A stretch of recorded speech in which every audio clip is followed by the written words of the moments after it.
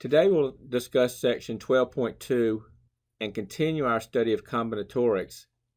And I'll begin by reminding you that we've talked about using lists and tables and tree diagrams, and more importantly, we introduced the counting principle as a counting technique.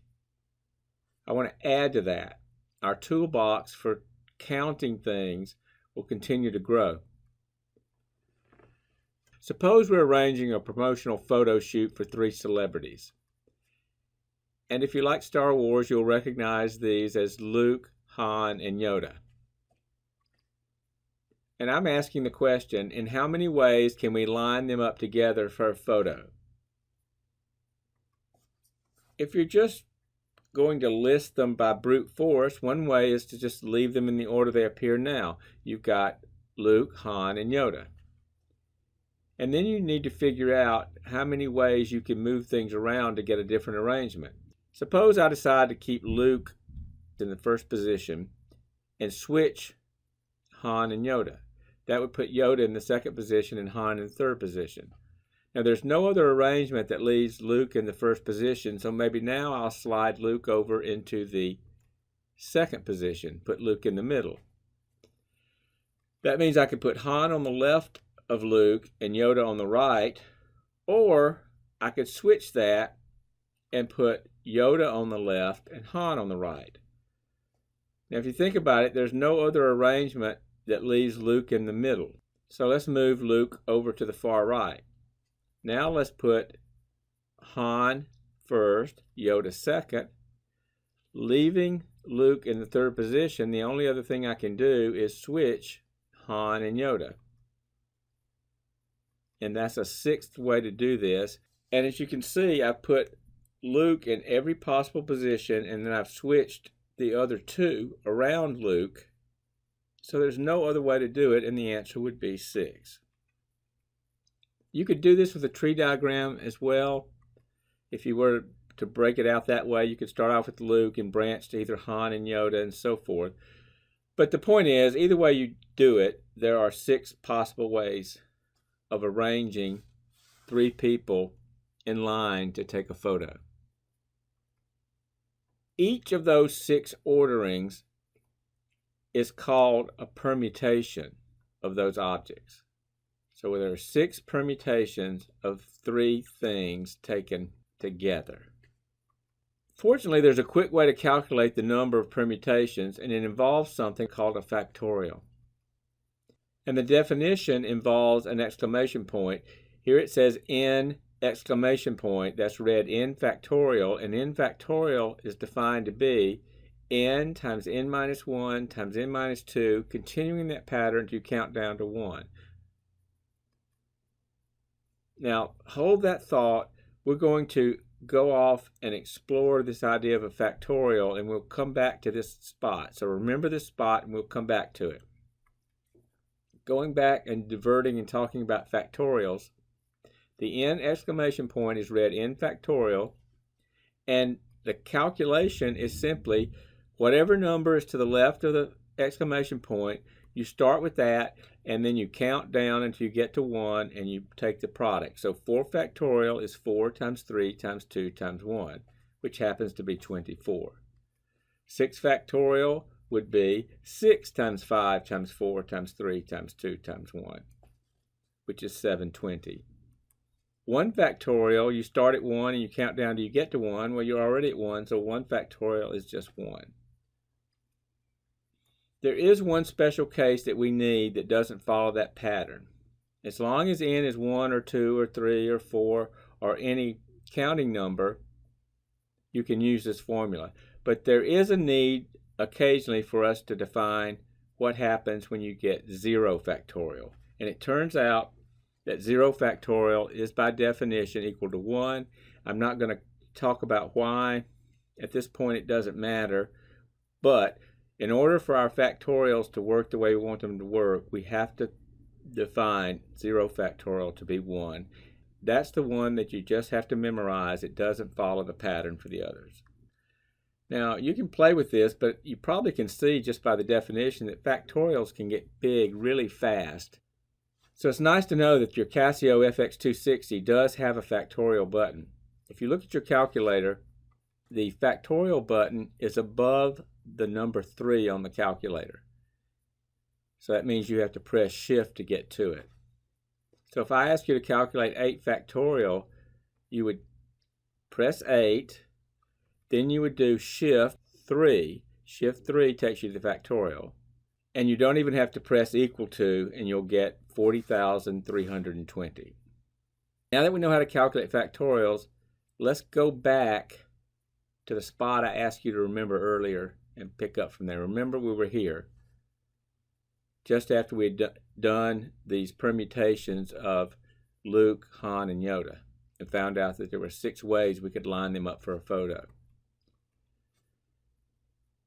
The important point here, though, I want to emphasize is that it turns out that the number of permutations is actually n factorial, where n is how many distinct objects you have. So here you have 3 people, so it would be 3 factorial. And 3 factorial is 3 times 2 times 1, which is 6. Notice it matches what we got earlier. So rather than having to actually write out every permutation, we can just use the factorial formula and get there very quickly. And again, just for emphasis, that's exactly the same answer we got when we just did it by brute force. Now, you need to remember this. This is a very important result. If you want to count permutations of n distinct objects, all you need to do is calculate n factorial. Occasionally, though, we're interested in counting the number of different arrangements of a group of objects. Now, let's go back to the example that we began with. That's Luke, Han, and Yoda. But what if we added a 4th person? What would that do? What if we added Princess Leia? Well, now that we know that factorials do the counting for us, all we have to do is calculate 4 factorial instead of 3 factorial. Well, 4 factorial is 4 times 3 times 2 times 1, which is 24. So there are 24 different arrangements possible if you've got 4 people. Now, knowing that formula is good enough when the number of objects you're arranging is the same as the number of objects you have to choose from. Because, for example, in the last exercise, we had 4 people and we lined them all 4 up for a photo. But what if you were doing something slightly differently? Suppose we had a bicycle built for 2 and we wanted to pick 2 of those 4 people and put them on the bicycle built for 2. Also keep in mind, if you're looking for the number of ways you could do that, a person sitting on the front seat would be different than that same person sitting on the back seat. So we want to look at the number of arrangements. We're choosing from the 4 celebrities, but we can only take them 2 at a time to get a photo of them on a bicycle built for 2. So this time the count is slightly different. I don't want to take them all 4 at a time. How do you deal with that? Well, let's play with this. I'm going to just randomly reach up and grab 2 of the celebrities. I'll take Luke and Leia. Put Luke on the front seat and Leia on the back seat. So that'd be my first arrangement. Now, you need a strategy to go through every possibility in an organized fashion. So I decided I'm going to leave Leia on the back seat and swap everyone else out. So if Leia stays on the back seat and I take Luke off, I can put Han in Luke's place. That's the second possibility. Again, I want to keep Leia on that back seat as long as possible. So now the only other way to do that is to put Yoda on the front seat. That's a third possibility. At this point, Leia has to come off the back seat or I don't get any more unique arrangements. So I'll take Leia off the back seat and put Luke on the back seat. And then I'll start on the left and I'll pair Luke on the back seat with Leia on the front seat. That's a 4th arrangement. I'm going to leave Luke on the back seat and take everyone else on the front seat. I've already used Leia, so I'll move Leia off and take Han. So now I'm leaving Luke on the back seat. Han goes in the front seat. Again, if I leave Luke where he is and take Han off and put Yoda, that gives me yet a 6th possibility. There's nothing else I can do and leave Luke on the back seat. So I'll take Luke off the back seat now and put Han on the back seat. And I'll start on the left and let Leia be on the front seat. That's a 7th arrangement. Keeping Han on the back seat, now I can put Luke on the front seat. That's an 8th arrangement. Leaving Han on the back seat, I can put Yoda on the front seat. That's a 9th arrangement. Now there's nothing else I can do and still leave Han on the back seat. So I'll bump Han off the back seat and put Yoda on the back seat, and then I'll start on the left again. So Han is off, Yoda goes in the back seat, Leia on the front seat. That's the 10th arrangement. Leaving Yoda on the back seat, now put Luke on the front seat. That's an 11th arrangement. And finally, leaving Yoda on the back seat, I can put Han on the front seat, and that's a 12th arrangement. And there's really nowhere else to go. So there are 12 permutations of 4 objects, and this is important, taken 2 at a time. So I'm still trying to arrange 4 objects, but I'm only taking them in pairs. This is an important distinction because if you're not taking them all, you've got to know how many you are taking at a time, and that's extremely important. So in the previous example, when we took 4 people, we took all 4 at a time. That turned out just to be a factorial. 4 factorial is 24. But when we took them 2 at a time, it turns out to be only 12. We learned if we do take them all, we just use the factorial, as I mentioned. The question is there also a formula if you don't take all of them at once? And the answer turns out to be, lucky for us, yes, there is. And here's what we need. A permutation is an ordering of distinct objects. You often think of them as being in a straight line.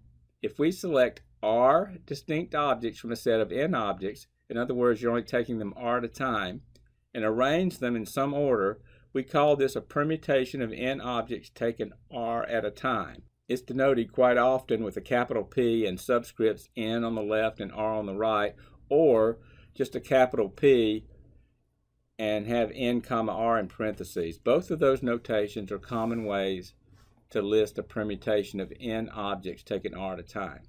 And here's the formula. The formula for that is N factorial up top and N minus R factorial down bottom. We're not going to prove this, but we're going to use the result nevertheless. Now let's apply that formula to the bicycle built for 2 problem and see if we get that same answer, which was 12 that we got earlier. So let's plug them in. We had 4 people, so N is 4. We took them 2 at a time, so R is 2. So if you plug in 4 for N and 2 for R, you get 4 factorial over the quantity 4 minus 2 factorial. Well, 4 factorial over 4 minus 2 factorial is 4 factorial over 2 factorial. 4 factorial is 4 times 3 times 2 times 1. 2 factorial is 2 times 1. That's 24 over 2, which is 12. Gives us exactly the same answer we got before. And just like for the factorial, there's a permutation button on your calculator as well. It's above the number 1. That is the permutation button.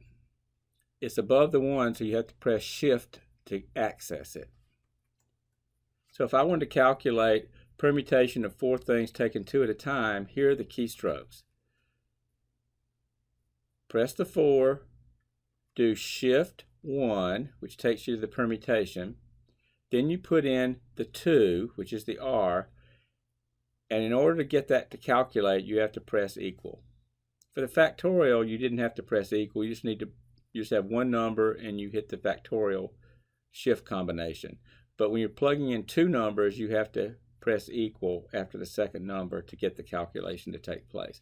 And in this case, you would end up with 12, which again is the same answer we got earlier. So a very important formula. This is the formula for the permutation of N things taken R at a time. Just to practice, if I ask you to evaluate the permutation to 4 things taken 2 at a time times the permutations of 8 things taken 4 at a time, you would calculate the permutations of 4 combination 2 first, which is 4, shift 1, press 2, then you want to hit equal to. Then you do the multiplication symbol. Then you do a permutation of 8 things. So you press 8. Then you do shift 1 again. Then you press 4. And to make it do the calculation, you press equal. And you'll get 20,160. So that's just practice using the calculator. with permutations. There is one more interesting fact that I might mention. In that formula above, if n is equal to r, you would get the permutations of n things taken n at a time. And if you plug that into the formula above, you'll get n factorial over n minus n factorial. Well, n minus n is 0, and 0 factorial is 1, so you get n factorial over 1, which is just n factorial. So if you don't believe it, try on your calculator. If n and r are the same number for a permutation, it's just the same thing as just doing the factorial of that number. You don't have to know that, but it is a nice, interesting fact. Now, suppose we've got 2 of these 4 celebrities, and we're going to choose them as before on the bicycle built for 2, except this time we're not putting them on a bicycle. We're going to give them a star on the Hollywood Walk of Fame. The difference is important. On the bicycle built for 2, the order mattered. Sitting on the front seat was different than sitting on the back seat. But if I'm just choosing 2 people to get a star, it doesn't matter what order I chose them in. It's an important distinction. So for instance, if the 2 chosen were Han and Yoda, it doesn't matter if I do Han Yoda or Yoda Han. In the example on the bicycle built for 2, it did matter. It decided which one was on the front of the bike. But for the stars, it doesn't matter. Problems like that, where the order doesn't matter, has a special name. It's called a combination. Those type problems are combination problems. Now, we've already written out the 12 arrangements for the bicycle built for 2, and we can see that what happens is, with the stars, the order doesn't matter. So we can actually look back at the answer we got for the bicycle built for 2 and just eliminate the duplicates. In other words, if you've got Leia and Han, and you've got Han and Leia, if you're just giving them a star, it doesn't matter what order they were chosen in. So really, 4 is a duplicate of 1, so you can just get rid of 4. And the same thing is true going down the list. If you've got Leia and Han, that's the same as Han and Leia, which is number 7, so you can get rid of the 7. As you keep moving down, number 3 is Leia and Yoda, so you can also get rid of number 10, which is Yoda and Leia, so you don't need that duplicate. Giving them stars, the order doesn't matter. And as you move down the list, you've got Luke and Han, and then number 8 is Han and Luke, so you can get rid of number 8. Number 6 is Luke and Yoda, and number 11 is Yoda and Luke, so you can get rid of that number 11. It's a duplicate.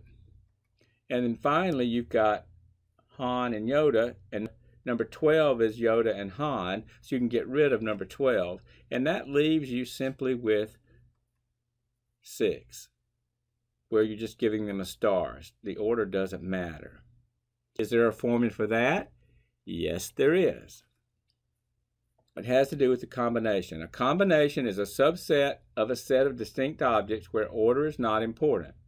If we select R objects from a set of N objects without regard to order, we call this a combination of N objects taken R at a time, and it's often written exactly as for a permutation, except we use capital C instead of capital P. So we can put the capital C there with the subscript of N on the left and R on the right, or we can write capital C with N comma R in parentheses. So the capital P for permutation changes to capital C for combination.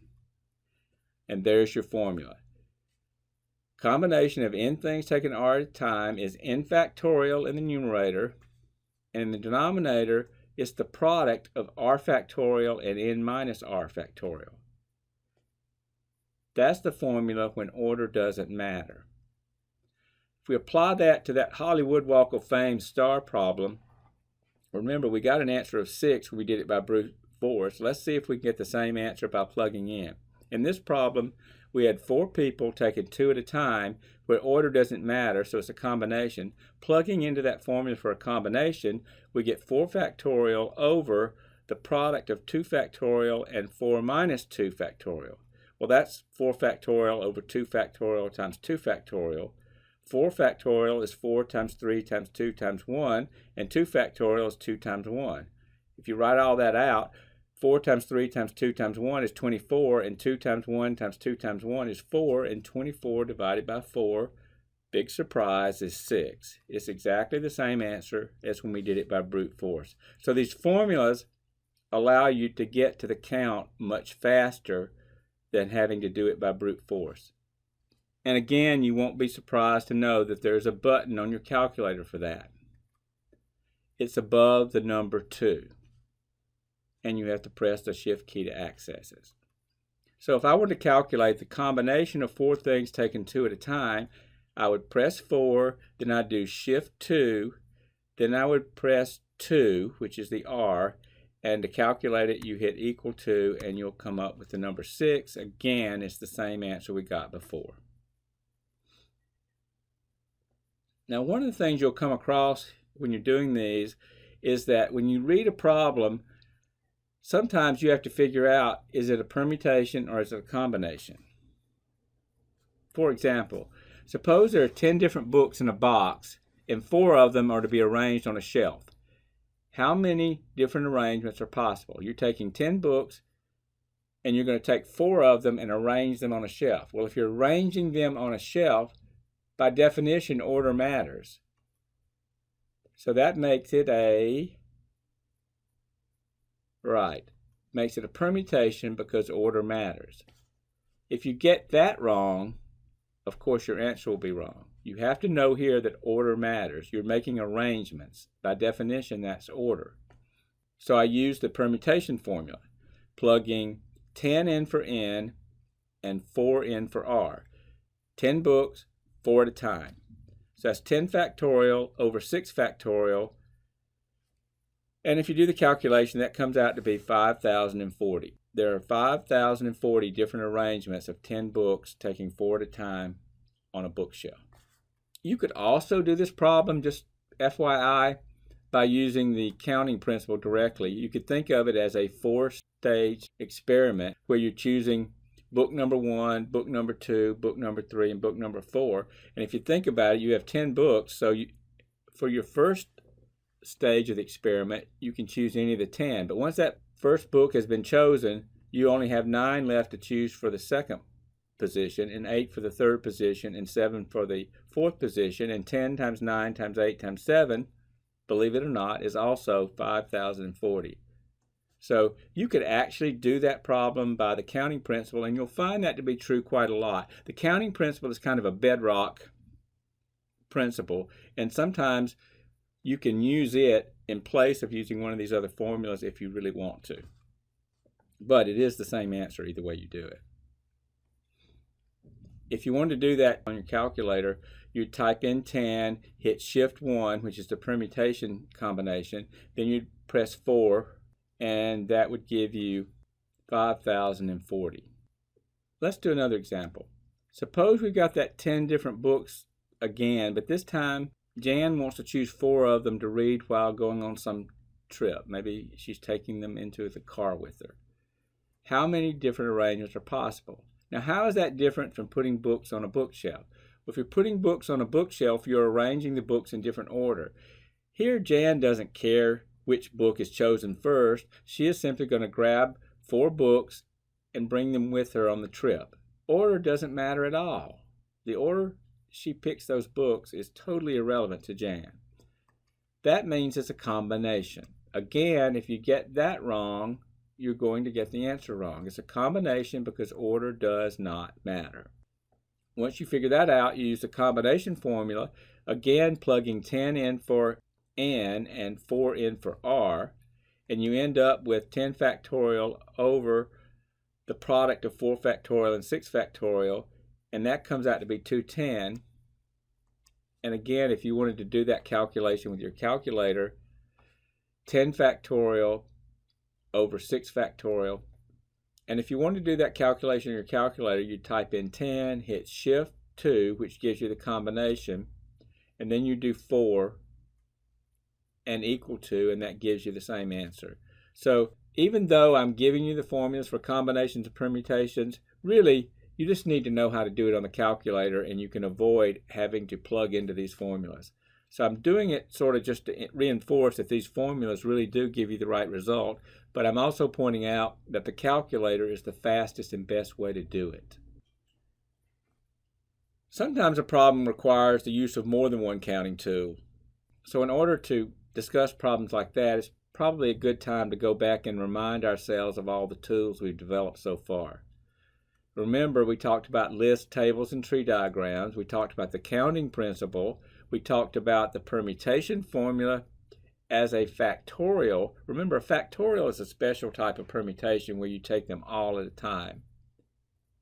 We've talked about permutations when you don't take them all at a time. You take n objects r at a time.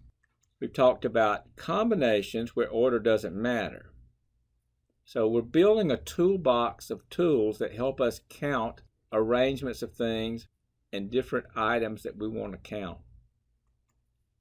Let's look at a particular example. Suppose a committee of 4 people is chosen from 8 women and 8 men. How many different committees are possible consisting of 2 women and 2 men? Well, here, order isn't important on the committee. You pick 2 people to be on a committee, or 4 people, or 8 people, but what order you put them on the committee is totally irrelevant. So we're going to use combinations to count this. But there's really 2 different stages. One stage is to choose the women, and the other stage is to choose the men. So even though for choosing women, we know order doesn't matter, we'll use combinations. And for choosing men, the order doesn't matter, so we'll use combinations.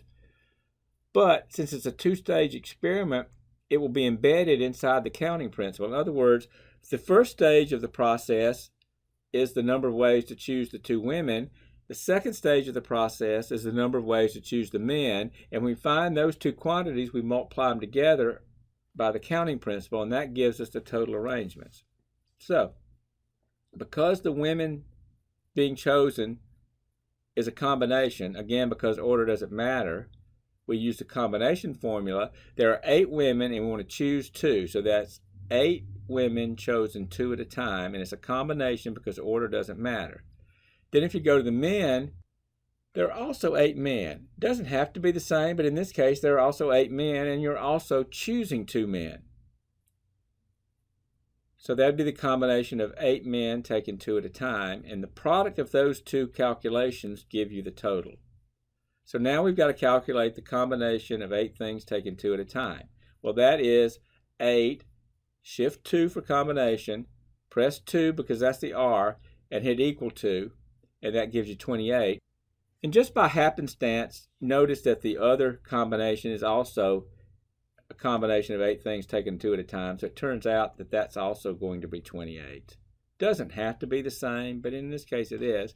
So there are a total of 28 times 28, which is 784 different ways you can choose 2 women and 2 men to be on a committee if there are 8 women and 8 men to start with.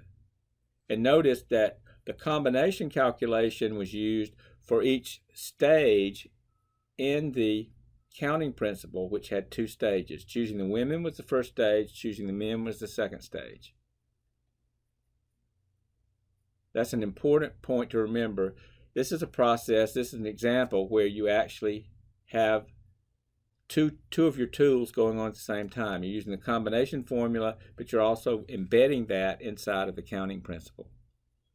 If 5 cards are randomly chosen from a standard deck of cards, how many hands contain 4 queens? Now you've got 5 cards, and I told you that you had to have 4 queens. So even though they didn't come right out and say it, by implication, there's got to be another card that's not a queen as chosen as the 5th card. You sort of have to read between the lines there. You're choosing 5 cards. They told you what 4 of them have to be. So there's still a 5th card involved. So you're still choosing 5 cards. They just told you what they wanted 4 of them to be. But the basic thing here is order isn't important. So we can use combinations to count this. We don't care what order we draw these cards in. We're just going to put them into our hand, and they're going to be in our hand. It doesn't matter what order we drew them. So it's a combination. But like the previous problem, it really involves 2 subtasks.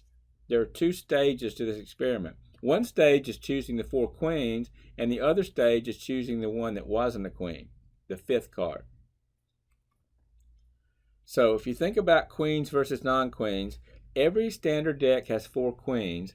That means 52 minus 4. That means 48 cards are not queens. So I'm thinking the deck is being partitioned into queens and not queens. There are 4 queens in the deck, which means the other 48 cards are non-queens. So embedding this in the counting principle, I want to choose my queens first. So the first stage of the process is the number of ways to choose the 4 queens. Once I've chosen the 4 queens, then I want to choose one of the other cards. There are only 4 queens in the deck, so the other card has to be something other than a queen. So since it's a combination, if I'm choosing queens, there are only 4 queens in the deck, and I want to choose 4 queens, so that's a combination of 4 queens taken 4 at a time. For the non-queens, again, order doesn't matter, but this time there are 48 non-queens, and I only want to choose one of them, so that's a combination of 48 things taken 1 at a time. Now, if you do the calculation for a combination of 4 things taken 4 at a time, that's 4, shift 2, and then R is also 4, and you hit equal to, and it comes out to be 1. If you do combination of 48 things taken 1 at a time, you type in 48, do shift 2, then you press 1, which is the R, and you press equal to, and you end up with 48, and 1 times 48 is 48. Again, another problem where you're using 2 of your tools. You're using the combination tool inside of the counting principle tool. If 5 cards are randomly chosen from a standard deck of cards, how many hands contain exactly 2 2s and 2 8s? It's very similar to the other problem, and again, for the same reason as was true for the other problem, order doesn't matter, so these are going to be combinations. And also, like the last problem, it's actually going to be a counting principle problem at the base, but this time there are 3 subtasks, or there are 3 stages. This is a 3-stage experiment. The first stage, you're going to choose your 2s. Second stage, you're going to choose your 8s, and if you're going to choose 2 2s and 2 8s, and there are 5 cards, that means you've also got to choose a 5th card. So think about this. You're going to take the number of ways to choose your 2s, your 2 2s. You're going to find the number of ways to choose your 2 8s, and then you're going to find the number of ways to choose your one more card. That makes the 5th card that can't be a 2 or an 8, because we only want exactly 2 2s and exactly 2 8s. So if that 3rd card were either a 2 or an 8, we would have more than 2 2s or more than 2 8s. So going back, choosing your 2s, it's a combination because order doesn't matter. There are 4 2s in the deck, and we want to choose 2 of them. So that's a combination of 4 things taken 2 at a time. Then we want to move to the 8s. Again, there are 4 8s in the deck, and we want to choose 2 of them. So that's also a combination of 4 things taken 2 at a time. Now the last one, think about it. You want it to not be an 8, not be a 2. Well, there are 4 2s and there are 4 8s. So for that 5th card, order still doesn't matter, but there are only 44 of them, because 52 minus 4, take away the 4 2s and the 4 8s, leave only 44 cards. So that last card has to come from the 44 cards that aren't 2s or 8s. And when you do the calculation, the combination of 4 things taken 2 at a time is 4, shift 2, 2 equals, and that comes out to be 6. Well, that actually, for the 8s, it comes out to be exactly the same. 4, shift 2, 2 equals. That's also 6 because it was exactly the same combination. And then finally, combination of 44 things taken 1 at a time. That's 44, shift 2, 1 equals, and that comes out to be 44. And then by the counting principle, you multiply those numbers together, 6 times 6 times 44, and you end up with 1,584.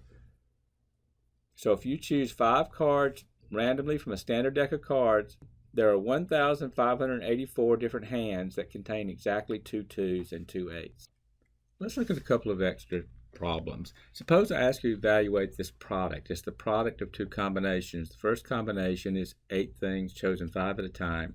The second combination is 9 things taken 4 at a time. So the easiest way is to use your calculator, and remember that the shift 2 combination is the combination key. So you type in 8, shift 2, 5, hit equal to, that gives you the first combination value, then times. Now you start the second combination, that would be 9, shift 2, 4.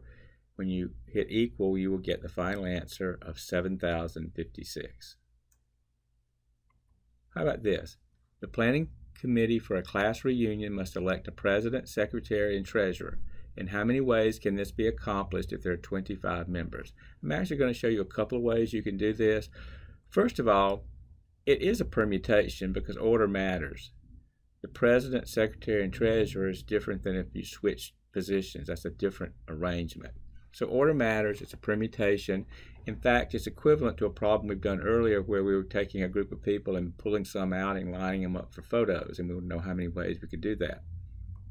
Same thing here with president, secretary, and treasurer. So this is a permutation of 25 things taken 3 at a time with the calculator and the shift 1 keystrokes. That gives you the permutation. You would type in 25, shift 1 for permutation, then enter 3, and when you hit equal to, you will get 13,800. So there are 13,800 ways you could take 25 members and make them president, secretary, and treasurer of the group. But there is a second way you could look at this. You could think of it as a straightforward counting principle problem. If you did it that way, you could think of the number of ways to make these selections as being a 3-stage process. The number of ways to choose the president times the number of ways to choose the secretary times the number of ways to choose the treasurer. It's just a standard counting principle problem. If you do it that way, obviously, when you're choosing the president, you can choose any of the 25 members. But the president can't also be secretary or treasurer, so when you go to the next position, you have to eliminate the person you chose for president, so you only have 24 members to choose from for the secretary. And then by the time you get to the treasurer position, you've already chosen 2 people, so those 2 people are out of the running to be treasurer. That leaves only 23 people. And if you multiply 25 times 24 times 23, which is what the counting principle tells you to do, you'll get the same 13,800 ways. So either way is fine, whichever way makes most sense to you. Along the way, I've been building up our toolbox. I want to go through this one more time. We started off with the lists and tables and tree diagrams. Then we moved to the counting principle. Then we talked about n factorial, which is a special permutation where you take everything all at once, like n things n at a time. Then you have the permutation where you have n objects, but you're only taking them r at a time. Then you move to the combinations where you're taking n objects r at a time, but order doesn't matter. And that's where we stand with our toolbox for doing these type problems.